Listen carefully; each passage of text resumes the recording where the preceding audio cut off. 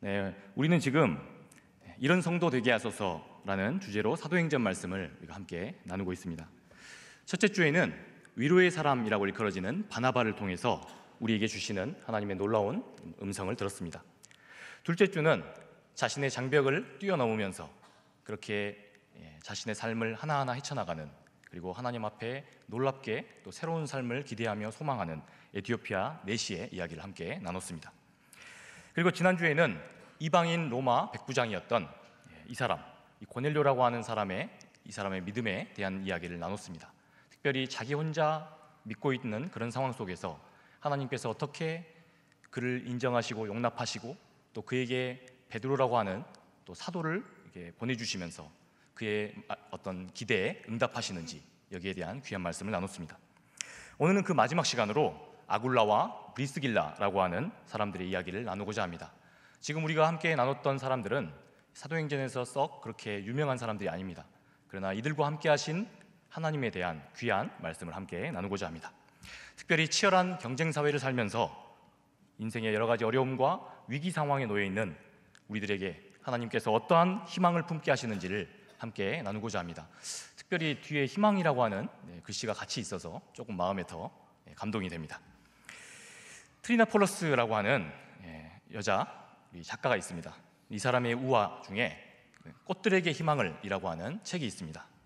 그림을 한번. 이 작품에는 줄무늬 애벌레 한 마리가 등장합니다. 이 애벌레는 살아가는 동안에 풀만을 먹으면서 지내는 자신의 삶에 어떤 회의와 권태를 느낍니다. 그리고는 애벌레로 태어나서 이 세상을 사는 것이 진정 어떻게 사는 것이 의미 있고 가치 있는가에 대한 질문을 던집니다. 사람도 그런 질문을 잘 안 던지는데 애벌레가 던집니다. 그러다가 그는 하늘 끝까지 솟아오른 거대한 애벌레 기둥을 발견하게 됩니다. 그곳에 모인 애벌레들은 모두 이런 질문을 갖고 있습니다. 도대체 저 하늘 끝에는 무엇이 있을까? 이 질문에 대해서 답을 찾고자 애벌레들은 서로 있는 힘껏 다른 동료들을 짓밟으며 올라갑니다. 그렇게 줄무늬 애벌레도 다른 애벌레들의 그 기둥에 자신도 합류하게 됩니다. 다른 동료들처럼 자신도 다른 애벌레들을 짓밟습니다. 그리고 누르며 그렇게 기둥을 한 걸음 한 걸음 올라갑니다. 그러는 중에 이 줄무늬 애벌레는 노랑 애벌레를 만납니다. 그리고 사랑에 빠집니다. 사랑을 얻은 이들은 여기에 대한 진지한 고민에 휩싸입니다. 저 기둥 끝에 도대체 무엇이 있는지는 잘 모르겠는데 이렇게 서로를 짓밟고 서로 밀어서 떨어뜨려가며 그렇게 죽여가면서 얻을 만큼 그렇게 가치 있는 것이 저 위에 있을까? 이렇게 질문한 끝에 둘은 기둥을 오르는 것을 포기합니다. 그렇게 기둥을 내려와서 일상을 보내던 줄무늬 애벌레는 궁금증을 참지 못합니다. 도대체 그 애벌레 기둥 꼭대기에는 무엇이 있는 걸까? 그리고는 사랑하는 노랑 애벌레의 만류에도 불구하고 줄무늬 애벌레는 다시 그 기둥에 뛰어듭니다. 한편 노랑 애벌레는 그 사이에 우연한 계기로 번데기를 거치게 됩니다. 그리고 결국 나비가 되어서 그 줄무늬 애벌레를 향해 다가갑니다. 기둥 거의 끝에 올라서 더 이상은 한 발자국도 움직이지 못하는 이 줄무늬 애벌레에게 이 노랑 나비가 찾아갑니다. 그리고 이 줄무늬 애벌레는 이 나비를 만나고 나서 자신이 허망한 것을 쫓아 그렇게 살아왔다는 걸 드디어 깨닫게 됩니다. 그리고는 자신도 내려와서 이 불안과 인고의 번데기를 거치게 됩니다. 마침내 시간이 지나고 이 줄무늬 애벌레도 멋진 나비가 됩니다. 나비가 되어서 자신만이 아니라 다른 존재를 위한 삶을 살아가기 시작합니다. 꽃들에게 다음이라고 하는 희망과 또한 생명을 전하는 나비가 되어서 그렇게 살아갑니다. 어쩌면 인간의 삶과 인류의 역사에도 늘 이러한 애벌레 기둥이 있어 왔는지 모릅니다. 이런 삶이 아주 잘 사는 삶이다. 그 시대를 지배하는 큰 목소리 말입니다. 오늘 이 말씀 속에도 등장하는 이 아굴라라는 사람도 이런 현실의 굴레 속에 있었던 사람입니다. 오늘 하나님 말씀 2절에서 3절 말씀 함께 읽겠습니다. 아굴라라 하는 본도에서 난 유대인 한 사람을 만나니 글라우디오가 모든 유대인을 명하여 로마에서 떠나라 한 고로 그가 그 아내 브리스길라와 함께 이달리아로부터 새로 온지라. 바울이 그들에게 가매 생업이 같음으로 함께 살며 일을 하니 그 생업은 천막을 만드는 것이더라. 오늘 이 말씀 속에서 아굴라는 우리가 본도 출신이라고 하는 걸 알 수 있습니다. 그는 그리고 유태인 2세였습니다. 지도를 살펴보면 본도는 저기 있습니다. 소아시아 북쪽 끝에 위치하는 곳입니다. 아굴라는 그 당시에 정치적으로 아주 혼란기에 있었던 이 본도라고 하는 시골 도시를, 시골이면서 도시입니다, 이곳을 떠나게 됩니다. 그런 그가 변방 이 본도를 떠나서 세상의 중심으로 일컬어지는 이 로마로 향하게 된 것입니다. 내려도 좋습니다. 아굴라라고 하는 이름의 뜻은 독수리라고 하는 뜻입니다. 그는 자신의 이름에 걸맞게 이곳 로마에서 아주 화려하게 날갯짓을 하며 그렇게 비상하기를 꿈꾸던 젊은이였는지 모릅니다. 로마는 그 당시 정책상 10년차 이상의 노예 혹은 로마에 충성을 다하는 외국인들에게 자신들의 로마 시민권을 부여했습니다. 그래서 그는 본도에서부터 이곳 로마로 와서 아주 악착같이 로마에 충성했습니다. 그리고 그 결과로 로마의 시민권을 얻은 것으로 보입니다. 그야말로 치열한 경쟁 끝에 이 애벌레 기둥의 거의 끝에 다다른 사람이었던 겁니다. 또한 아굴라는 이곳 로마에서 브리스길라라고 하는 여성을 만납니다. 그런데 이 둘은 아마도 엄청난 신분 차이를 극복하고 사랑을 얻은 것으로 보입니다. 왜냐하면 당시에 로마에는 브리스가라고 하는 귀족 가문이 있었습니다. 그러니까 지금 아굴라는 로마의 시민권도 얻은 사람이고 또 한편으로는 로마 출신의 귀족 집안의 아내도 얻은 겁니다. 귀족 장인을 얻은 겁니다. 그야말로 이 세상을 다 얻은 것 같은 그런 부러운 사람이었습니다. 그런데 이 모든 것이 자기 뜻대로 이루어지던 바로 그때 갑자기 위기가 찾아왔습니다. 로마에서 추방을 당하게 된 겁니다. 로마 사회는 본래 시민권을 거머쥐게 되면 나름 누구라도 당당하게 살아갈 수 있습니다. 그런데 로마의 역사가였던 수에토니우스라고 하는 사람이 있습니다. 이 사람의 글에 이런 문구가 있습니다. 그리스도인들이 벌인 끊임없는 폭동 때문에 추방 명령이 내려졌다. 당시 로마의 황제였던 클라우디우스는 당시 종교에 대해서 비교적 관대한 사람이었습니다. 그런데 당시 로마에서는 유태인들 간에 잦은 폭동이 있었던 것으로 보입니다. 그 이유는 이런 이유 때문이었습니다. 예수를 믿고 기독교로 개종한 유태인들은 그 당시에 예수를 믿지 않는 자기 동족이었던 유태인들에게 그 사람들을 대상으로 예수 그리스도를 전했습니다. 그런데 유태인들의 입장에서 보면 이것은 명백한 신성 모독이 됩니다. 왜냐하면 자신들이 과거에 받은 율법에는 오로지 하나님 한 분만을 섬기라고 되어 있기 때문입니다. 그러니까 유태인들은 하나님을 믿는 것과 예수님을 믿는 것을 다른 것으로 이해한 겁니다. 전적으로 다른 믿음이라고 생각한 겁니다. 이로 인해서 로마 시내에서는 늘 이 유태인들 간의 다툼과 분열이 있었던 것으로 보입니다. 이 때문에 클라우디우스는 이 유태인들에게 아주 강력한 조치를 내립니다. 그것이 바로 로마를 시끄럽게 한다는 이 명분으로 내린 유태인들을 강제로 추방하는 명령이었습니다. 이 사건을 계기로 유태인이었던 아굴라는 갑자기 추방령을 따를 수밖에 없게 되었습니다.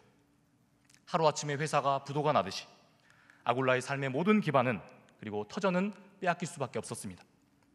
그리고 난민이 되어서 낯선 고린도라고 하는 땅으로 쫓겨날 운명에 처한 겁니다. 우리는 이 오늘 하나님 말씀에서 다음과 같은 교훈을 얻을 수 있습니다. 믿음의 성도는 첫 번째로 절망의 현실을 보는 안목이 달라진다는 사실입니다. 인생을 살아가다 보면 우리는 예기치 못한 어려움을 누구나 겪습니다. 그럴 때면 우리는 이런 질문을 합니다. 예수 잘 믿는 나에게 왜 이런 일이 일어나는가? 그리고 그 많은 예수 믿는 사람들 중에서 왜 하필 나란 말인가?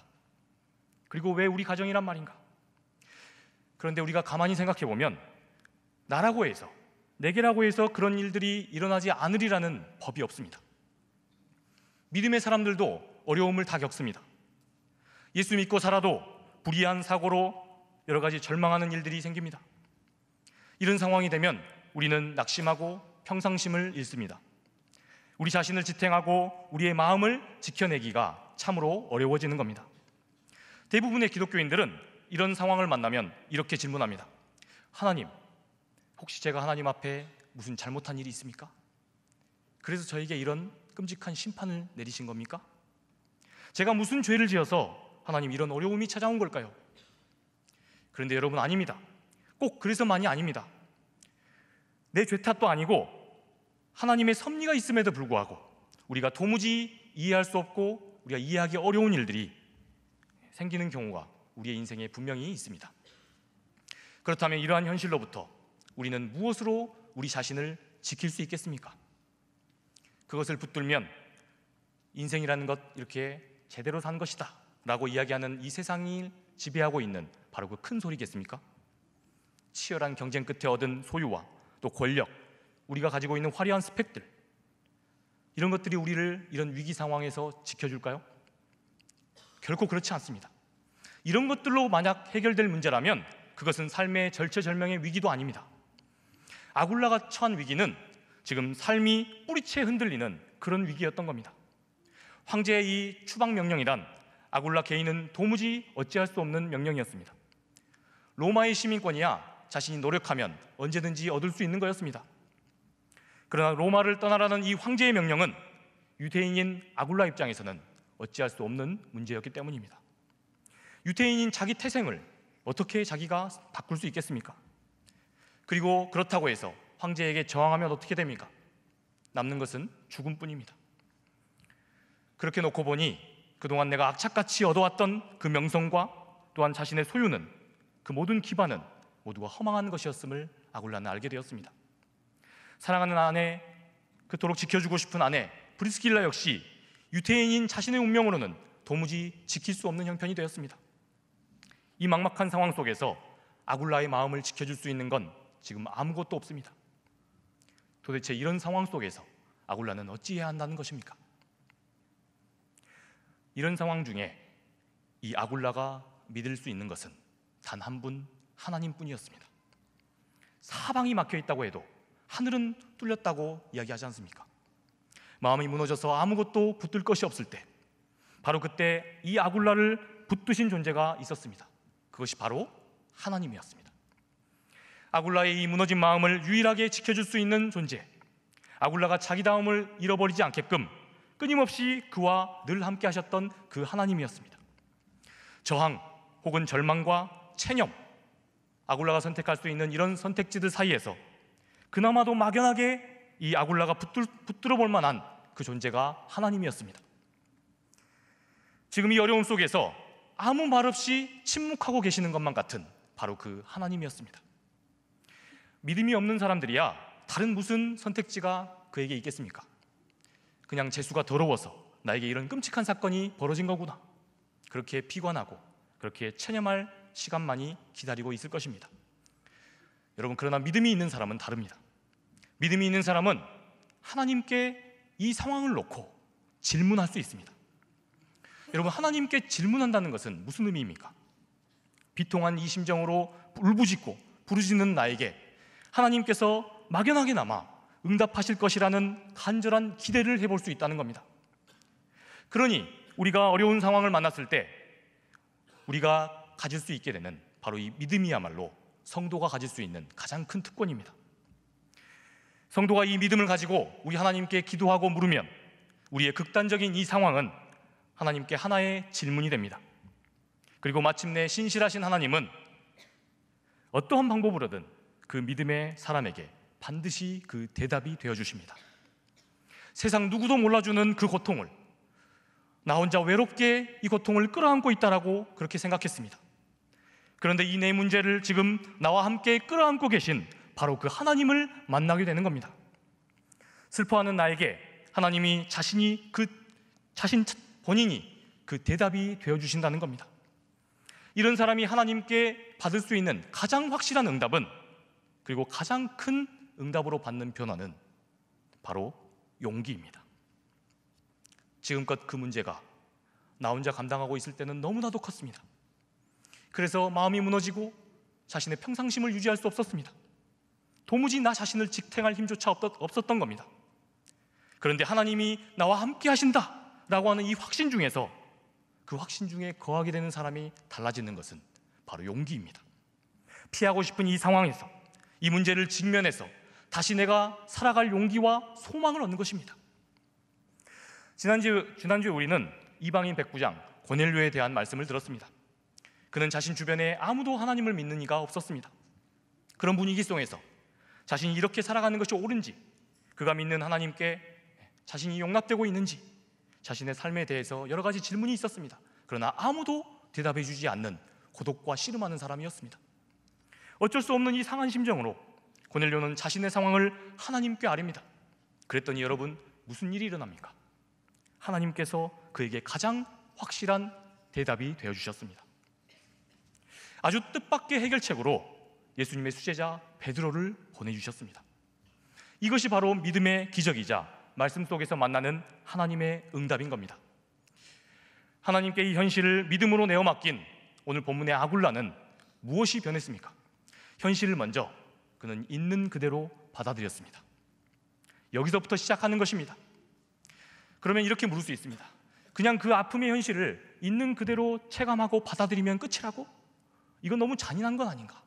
그러면 신앙생활을 할 이유가 뭐가 있는가? 여러분, 이런 반문이 드십니까? 그게 무슨 위대한 능력이란 말인가? 이런 생각이 드십니까? 여러분, 그러나 그렇지가 않습니다. 하나님 없이 우리가 이 고통의 현실을 아주 건강하고 의연하게 맞서 나간다는 것은 사실상 불가능합니다. 그 절망이 크면 더 클수록, 위기가 더 강력하면 강력할수록 그렇게 나답게 담대하게 살아간다는 것은 우리의 능력으로 할 수 있는 것이 아닙니다. 아굴라는 하나님 안에서 이 용기에 붙들렸던 것이 틀림이 없습니다. 성경은 이 대목에 대해서 아무런 부연 설명을 하고 있지 않습니다. 이 성경의 침묵 속에서 우리는 아무 원망 없이 그간 로마에서 자신이 읽었던 그 모든 것을 담담하게 내려놓는 아굴라를 만나게 됩니다. 그리고 이 위대한 성경의 침묵 속에서 사랑하는 그 아내 브리스길라에게 작별을 고하는 아굴라도 만납니다. 추방당해야 하는 것은 지금 누구입니까? 유대인이었던 자기 자신입니다. 유대인은 아굴라 자기 한 사람뿐입니다. 그런데 만약 자신을 따라서 로마의 귀족 출신인 브리스길라가 따라가면 어떻게 됩니까? 그러면 브리스길라도 난민이 됩니다. 21세기를 살아가는 우리에게서도 난민이 된다는 것은 죽음을 목전에 둔다는 걸 의미합니다. 그런데 2000년 전에 난민이 된다는 것, 여러분, 이것은 무슨 의미겠습니까? 하나님이 주신 이 용기로 현실을 담담하게 받아들인 아굴라는 그동안 하나님께서 자신에게 허락하셨던 모든 것을 담담하게 내려놓습니다. 그리고 이렇게 결정한 이 아굴라에게 놀라운 하나님의 응답이 제시됩니다. 기적이 일어난 겁니다. 브리스길라가 아굴라와 함께 가겠다고 결심을 한 겁니다. 우리 2절을 말씀을 함께 읽어보겠습니다. 함께 읽습니다. 아굴라라는 본도에서 난 유대인 한 사람을 만나니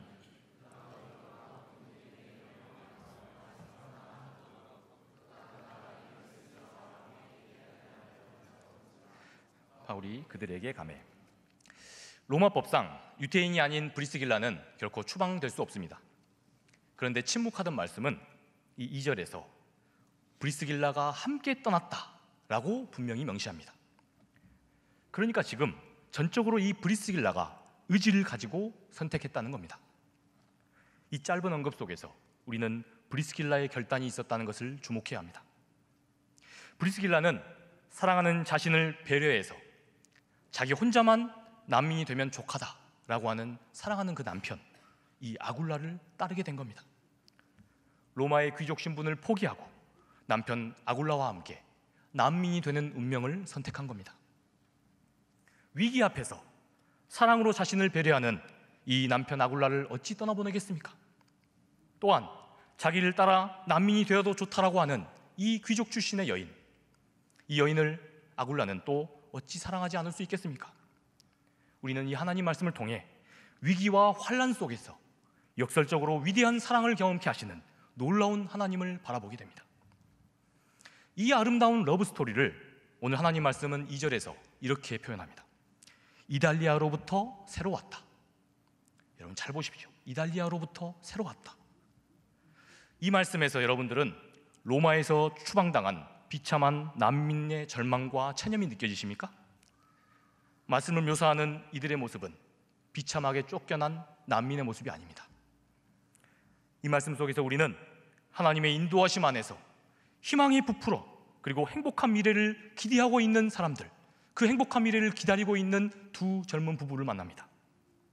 여러분, 이것이 바로 믿음의 사람들이 하나님 안에서 절망의 현실을 바라보는 관점입니다. 사랑하는 상당의 청년 여러분, 지금 절망의 터널을 지내고 계십니까? 끝이 보이지 않는 이 어려움과 또 슬픔과 아픔에 빠져 계십니까? 하나님께서 이 절망의 현실을 완전히 새롭게 보는 놀라운 안목을 여러분들에게 허락하시기를 기원합니다. 그래서 이 절망을 이기고도 남아서 부푼 희망을 붙들게 되시는 여러분들 되실 수 있기를 축복합니다. 두 번째로, 믿음의 성도는 자신이 처한 이 어려운 현실을 결코 회피하지 않는다는 사실을 우리는 알 수 있습니다. 오늘 본문 3절 말씀을 함께 보겠습니다. 함께 읽습니다. 생업이 같으므로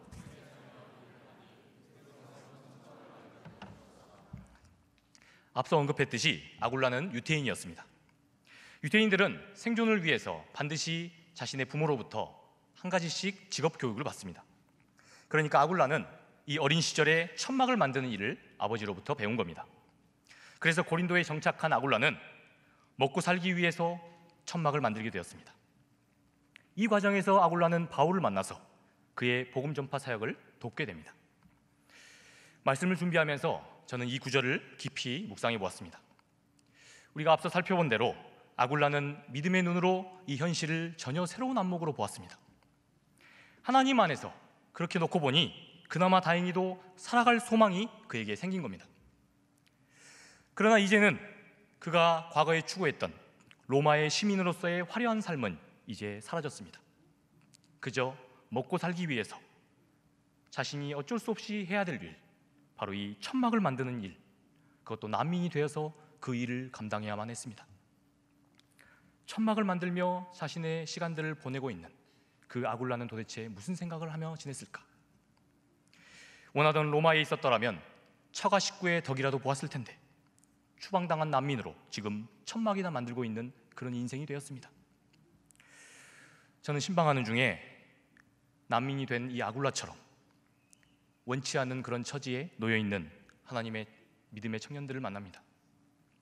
사고와 그리고 또한 고질적인 가난과 만성적으로 시달려왔던 부모님의 폭언과 그런 폭력, 이것으로 오늘 하루의 삶이 황폐하게 무너진 지체들을 만납니다.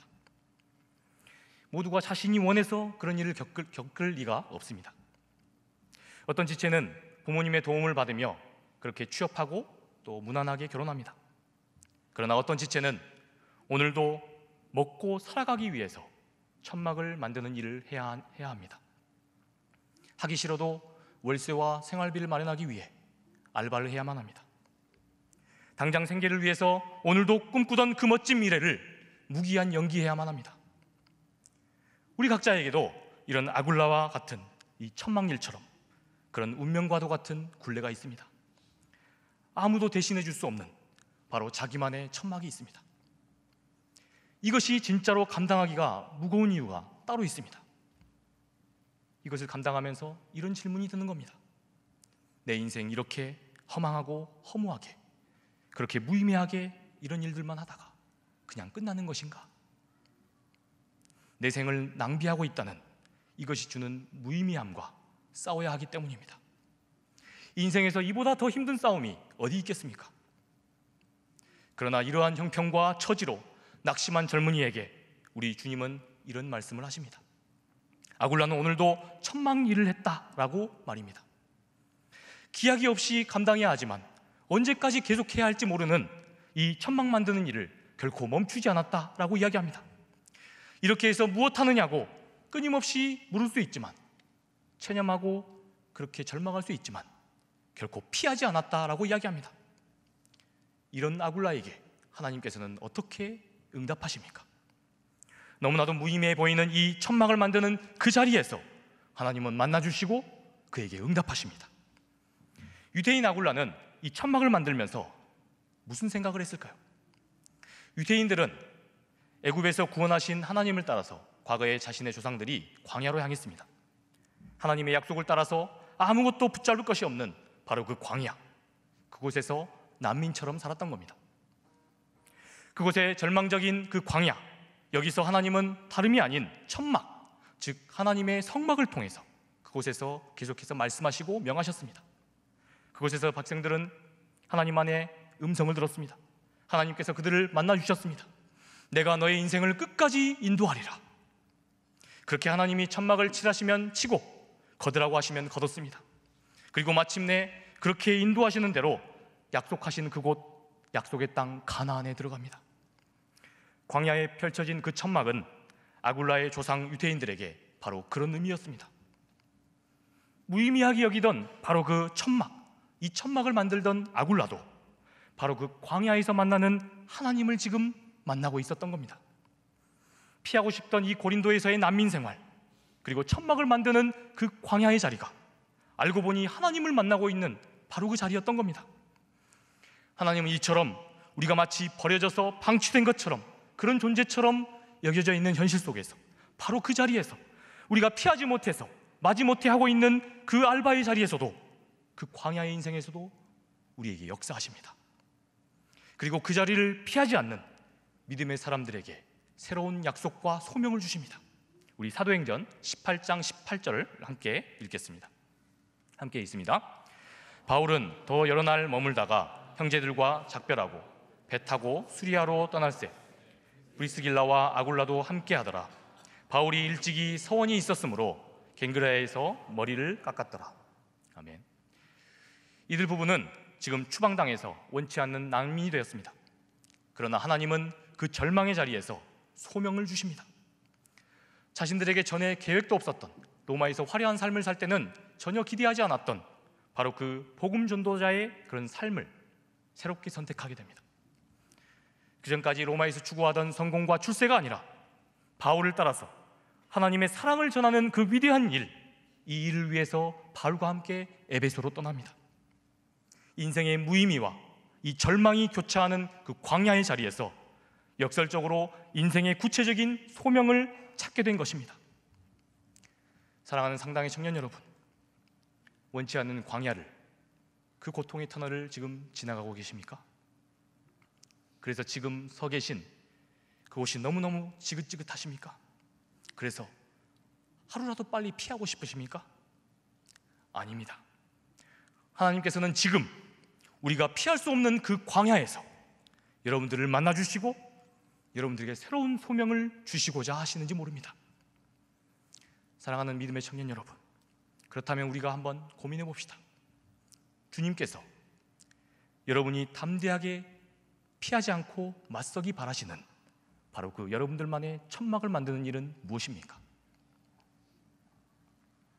시 한 편을 소개하면서 말씀을 마칩니다. 충청도 출신의 경찰이자 또 시인인, 유명하지는 않지만 손석철이라는 시인이 있습니다. 이분의 시 중에 연꽃이라고 하는 시가 있습니다. 보통 연꽃은 불교의 상징이라고 우리가 알고 있지만 연꽃도 하나님의 피조물입니다.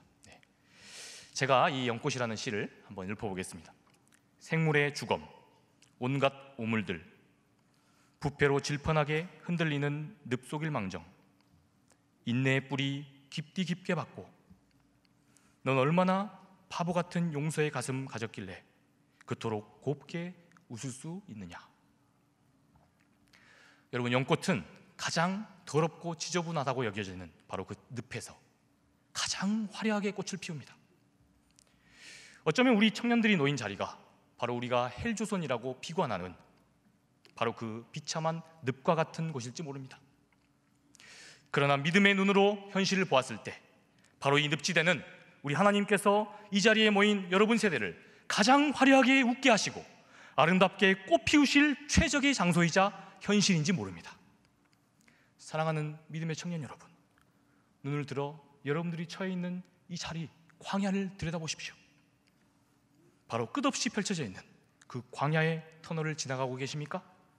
그렇다면 바로 지금이야말로 하나님을 만날 만한 때입니다.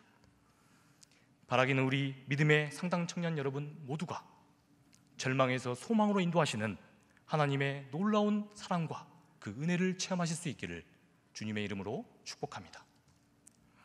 우리 함께 이 시간 찬양 한 곡 하겠습니다. 귀하신 주님, 은혜와 사랑을 감사합니다. 우리에게 믿음으로 하나님을 붙들 수 있도록 인도하시니 감사합니다. 절망의 자리에 놓여 있을지라도, 늪지대와 같은 그러한 헬조선을 살아갈지라도 우리를 그 광야에서, 그 늪지대에서 만나기를 원하시며 응답하시며 대답하시는 하나님을 만나게 하여 주시옵소서. 하나님을 만남으로 이 현실을 담대하고 당당하게 맞설 수 있는 힘과 용기를 붙들도록 하여 주시옵소서. 그래서 이 세상을 변혁시키고 변화시켜 나가는 놀라운 하나님의 소명의 사람들 될 수 있도록 하나님 역사하여 주시옵소서. 그렇게 우리를 쓰실 줄 믿사오며 모든 말씀 사랑이 많으신 우리 구주 예수 그리스도의 이름으로 기도합니다.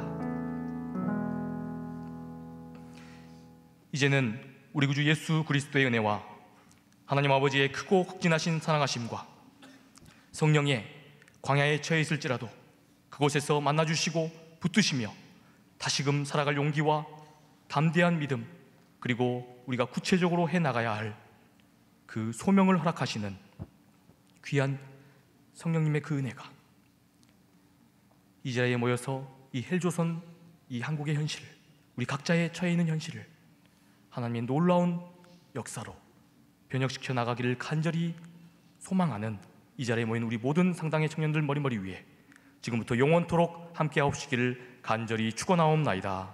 아멘.